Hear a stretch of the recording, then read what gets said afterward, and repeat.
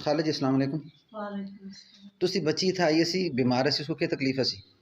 उसकी दिलाई धड़कन तेज सी, अच्छा नाल उस बाजू भी दर्द होंदा सी, कि टंगा पे भी दर्द होंदा सी। अच्छा। ते अल्हम्दुलिल्लाह इन्हां मरीज़ां कोल इलाज अच्छी हो गई है। मतलब तुसा जिस जिस वेले मतलब कि इत्थै इस तो पहले तुसा डॉक्टर वगैरह इलाज वगैरह करा लिया सा? जी करवाया सी, कितने करा ले? बस थोड़ा दवा 4 दिन की ते तो ज़्यादा नहीं कीता। मतलब इयां तुसा दवाई कदों आंदी सी इस तो पहले इस बच्ची दी? दो त्रै 3 दिन 4 अच्छा दिन पहले हाँ, आंदी सी। उसदा कोई आराम वगैरह या किस तरह? उस नाले आखा कि इसको नींद इतनी ना आंदी सी ना, अच्छा ते जिस टाइम थोड़ा सी दांत खुला के गया ना, उस रात इसको अच्छी नींद आई।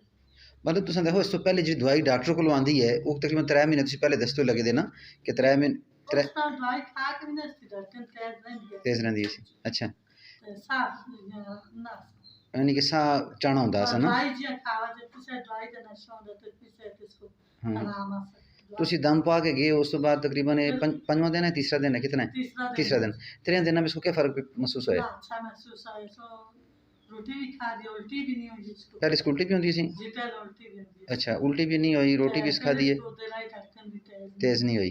मतलब इसको काफ़ी अल्हम्दुलिल्लाह फ़ायदा जी होया ना? फर्क हुआ हुँ। जी। असल में ये 3 बीमारियाँ नज़र, जादू और जन्नाती, इसी जी तरह इसमें यानी कि जिस मरीज़ को जन्नात का मसला हो तो उसकी दिल की धड़कन भी तेज़ होती है। जी इसी तरह उसके सर में भी दर्द वग़ैरह महसूस होता है। तो मरीज़ ये समझता है शायद उसे दिल का मसला हो, तो वो फिर डॉक्टरी इलाज करवाता रहता है ना?